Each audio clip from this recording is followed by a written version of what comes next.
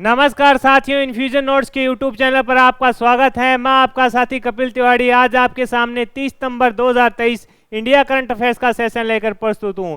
इस सेशन में जितने ही महत्वपूर्ण प्रश्न बने हैं उनकी जानकारी मैं आपके साथ साझा करूंगा। साथ ही उन प्रश्नों से जुड़े हुए जो महत्वपूर्ण तथ्य होंगे उनकी भी जानकारी मैं आपको प्रोवाइड कराऊंगा। मेरा प्रयास रहेगा कि मैं आपको कम समय में शानदार क्वेश्चन प्रोवाइड कराऊं। मेरे द्वारा किया जा रहा है यह प्रयास अगर आपको सार्थक लग रहा है तो इस सेशन को लाइक व शेयर जरूर कीजिएगा। इन्फ्यूजन नोट्स के यूट्यूब चैनल को लाइक व सब्सक्राइब कीजिएगा।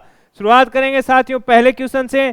पहला क्वेश्चन आपसे पूछा गया है, ग्लोबल इनोवेशन इंडेक्स 2023 में भारत की रैंक क्या है। इंपॉर्टेंट क्वेश्चन है, आगामी प्रतियोगिता परीक्षा में आपसे पूछा जा सकता है। आपसे पूछा गया है कि हाल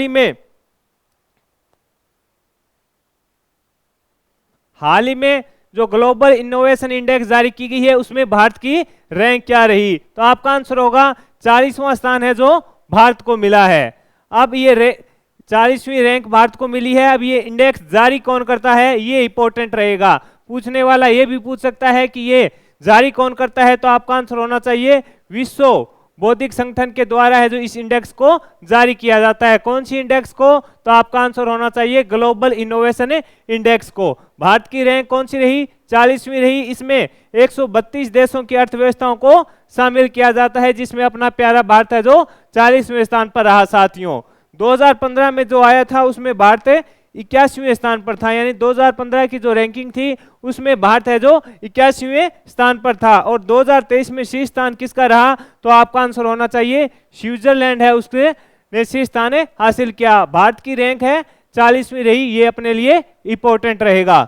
आगे बढ़ेंगे, अगले क्वेश्चन पर बात करेंगे। अगला क्वेश्चन है आपके सामने, 19वें एशियन गेम्स में रोशिबिना देवी नारोओरेम ने कौन सा मेडल जीता, तो आंसर होगा सिल्वर। आपसे पूछा है कि 19वें एशियन गेम्स में रोशिबिना देवी नारोरेम ने कौन सा मेडल जीता, तो आपका आंसर होगा सिल्वर मेडल इन्होंने जीता है। और इन्होंने किस खेल में जीता है, तो वुशु में 60 किलोग्राम में इन्होंने जो सिल्वर मेडल अपने नाम किया है। इसी के अलावा 10 मीटर एयर पिस्टल में भारतीय टीम ने है जो गोल्ड अपने नाम किया है, यानी इसके अलावा 10 मीटर एयर पिस्टल में भारतीय टीम ने गोल्ड अपने नाम किया है। और अनुष अग्रवाल ने घुड़सवारी में कांस्य भी जीता है। आपसे पूछेगा कि रोशिबिना ने कौन सा मेडल जीता, तो आपका आंसर होना चाहिए सिल्वर जीता। किस में जीता, वुशु में 60 किलोग्राम में इन्होंने सिल्वर अपने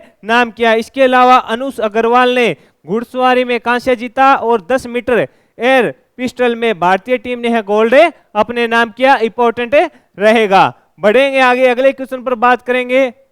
अगला क्वेश्चन आपके सामने है, MS स्वामीनाथन का निधन हो गया, इनका संबंध था। यानी MS स्वामीनाथन है, इनका हाल ही में निधन हो गया, इनका संबंध किससे था, तो आपका आंसर होना चाहिए कृषि से इनका संबंध था। ये हरित क्रांति के जनक थे और इनको जो महत्वपूर्ण अवार्ड है उन पर अपने चर्चा करें तो 1971 में रमन मैग्सेसे अवार्ड मिला।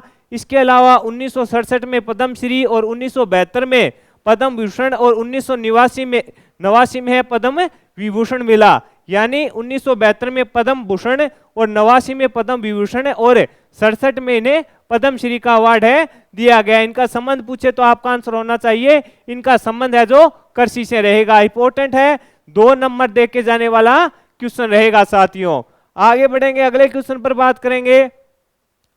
अगला क्वेश्चन है आपके सामने, हाल ही में किस राज्य की सरकार ने हर जिले में महिला थाने के साथ साथ एक और थाने में महिला प्रभारी तैनात करने का फैसला लिया है, तो उत्तर प्रदेश सरकार के द्वारा किया गया है। यानी राज्य की सरकार ने हर जिले में महिला थाने के साथ साथ है जो एक एक्स्ट्रा जो थाना है उसमें महिला प्रभारी को तैनात किए जाने का फैसला किसने लिया, तो आपका आंसर होना चाहिए उत्तर प्रदेश की सरकार के द्वारा लिया गया।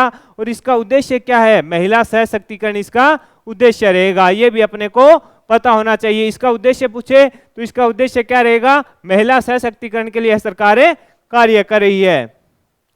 आगे है साथियों, अगले क्वेश्चन पर बात करेंगे। इंपॉर्टेंट क्वेश्चन रहेगा, हाल ही में किस देश ने अपनी पहली स्वदेशी पनडुब्बी हाईकून कर लेना यहाँ हाईकून का अनावरण किया है। इंपॉर्टेंट है, पूछा जा सकता है कि हाल ही में किस देश ने अपनी पहली स्वदेशी पनडुब्बी हाइकून का अनावरण किया है? तो इसका आंसर रहेगा ताइवान के द्वारा इसका अनावरण किया गया है। क्यों किया गया है ये भी अपने को पता होना चाहिए। तो ताइवान है जो चीन से घबरा रहा है कि कहीं चीन है जो उस पर अटैक ना कर दे, जिसके चलते ये एक स्वदेशी निर्मित पनडुब्बी, इसका नाम है हाइकून है, इसका अनावरण किया गया है, पूछा जा सकता है। यह डीजल इलेक्ट्रिक सबमरीन रहेगी। आगे है, अगले क्वेश्चन पर बात करेंगे। भारत में भूकंप चेतावनी सेवा शुरू करने की घोषणा किसने की? आपसे पूछा है कि भारत में भूकंप चेतावनी सेवा शुरू करने की घोषणा है जो किसने की? तो आंसर होगा गूगल। आंसर क्या रहेगा? गूगल के द्वारा यह घोषणा की गई है कि वह भारत में भूकंप की तीव्रता व पूर्वानुमान की जानकारी साझा करेगा। यह एंड्रॉयड स्मार्टफोन में सेंसर से भूकंप का अनुमान और तीव्रता बताएगा। यानी यह क्या है? एंड्रॉयड जो स्मार्टफोन है साथियों, उसके माध्यम से भूकंप का अनुमान और उसकी तीव्रता बताने का कार्य करेगा। कौन है? गूगल इसका सही आंसर रहेगा। आगे बढ़ेंगे। अगला क्वेश्चन है आपके सामने, किस देश ने परमाणु हथियार के तेज विकास की नीति को अपने संविधान में शामिल किया है? तो आंसर होगा उत्तरी कोरिया ने। किस देश ने परमाणु हथियारों के तेज विकास की गति को अपने संविधान में शामिल किया है? तो उत्तरी कोरिया के द्वारा यह निर्णय लिया गया है। इससे क्या होगा कि और नए परमाणु हथियारों का विकास है जो तेजी से उत्तरी कोरिया कर पाएगा। इंपॉर्टेंट है साथियों, पूछा जा सकता है आपसे। आगे बढ़ेंगे, अगले क्वेश्चन पर बात करेंगे। अगला क्वेश्चन है आपके सामने, दुनिया की सबसे पुरानी लकड़ी की संरचना किस देश में मिली है? आपसे पूछा गया है कि हाल ही में दुनिया की सबसे पुरानी लकड़ी की संरचना किस देश में मिली है? तो आंसर होगा जाम्बिया। आंसर क्या रहेगा? जाम्बिया इसका सही आंसर रहेगा। और इसकी पुष्टि की गई है कि ये करीब 4,76,000 साल पुरानी है। 76,000 साल पुरानी है। ये भी अपने को पता होना चाहिए कि इसकी ये पुष्टि की गई है कि ये 4,76,000 साल पुरानी है। अगले क्वेश्चन पर बात करेंगे साथियों। अगला क्वेश्चन आपके सामने है कि हाल ही में मेघालय और किस राज्य के बीच सीमा विवाद हिंसक हो गया? तो ये इसका आंसर रहेगा असम। किस राज्य? मेघालय और असम के जो बीच सीमा का विवाद है एक बार फिर से हिंसक हो गया है। इसमें क्या है कि 29 मार्च 2022 में असम और मेघालय की सरकार के बीच है जो 884 किलोमीटर की सीमा पर 12 में से जो 6 सीमाएं थी उन पर विवाद हल करने को सहमत हुई थी। लेकिन अब एक बार फिर से है दोनों राज्य के बीच है जो सीमा को लेकर विवाद है जो दोबारा शुरू हो गया है।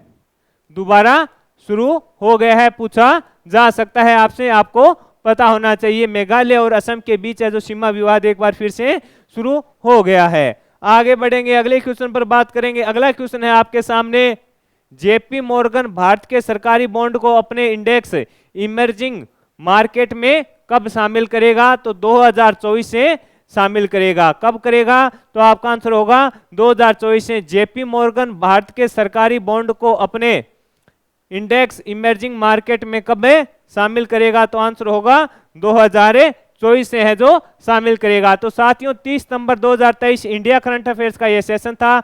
इसमें जितने ही महत्वपूर्ण प्रश्न बन रहे थे उनकी जानकारी मैंने आपके साथ साझा की। साथ ही उन प्रश्नों से जुड़े हुए जो महत्वपूर्ण तथ्य हैं उनकी भी जानकारी मैंने आपके साथ शेयर की। मेरे द्वारा किया जा रहा यह प्रयास अगर आपको अच्छा लग रहा है तो इस सेशन को लाइक व शेयर जरूर कीजिएगा। इन्फ्यूजन नोट्स के यूट्यूब चैनल को लाइक व सब्सक्राइब कीजिएगा। धन्यवाद।